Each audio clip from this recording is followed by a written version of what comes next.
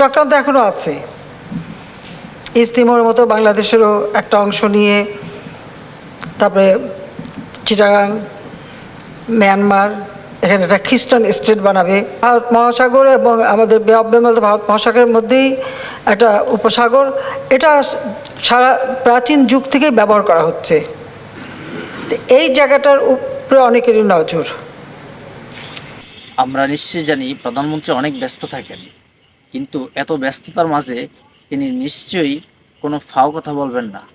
যেহেতু তিনি এই তথ্যটা দিয়েছেন যে আমাদের পার্বত্য চট্টগ্রাম সহ মায়ানমারের কিছু অংশ খ্রিস্টানরা তাদের দখলে নিয়ে যেতে চায়, এই অঞ্চলটাকে তারা খ্রিস্টান বানানোর একটা পরিকল্পনা করতেছে, সেটা মিথ্যা হতে পারে না। কারণ আমরা আগে শুনেছি চট্টগ্রামের কিছু অংশে খ্রিস্টানরা ঈসাই মুসলিম এর দাওয়াত দিয়ে যাচ্ছে।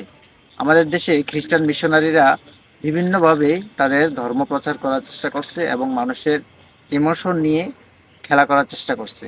এখানে এমন বাজে বলা হয়, তাদের ধর্মের কিছু ভালো দিকগুলা এখানে প্রকাশ করা হয়, এতে করে সরলমতি মানুষগুলা তাদের অনুরাগী হয়ে যায় এবং তারা মনে করে আমরা মুসলিমরা যেমন ওই ধর্মটাও তেমন, ওইভাবে তাদেরকে আসলে বোঝানো হয়।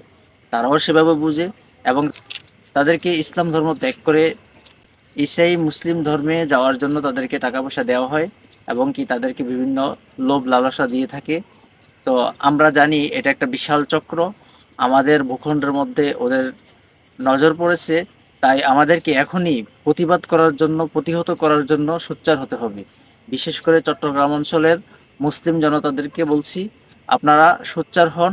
মিশনারিরা আপনাদের পেছনে সবচেয়ে বেশি কাজ করতেছে এবং এই অঞ্চলটাকে খ্রিস্টান ধর্মে রূপান্তরিত করার তাদের একটা বিশাল প্ল্যান চলছে।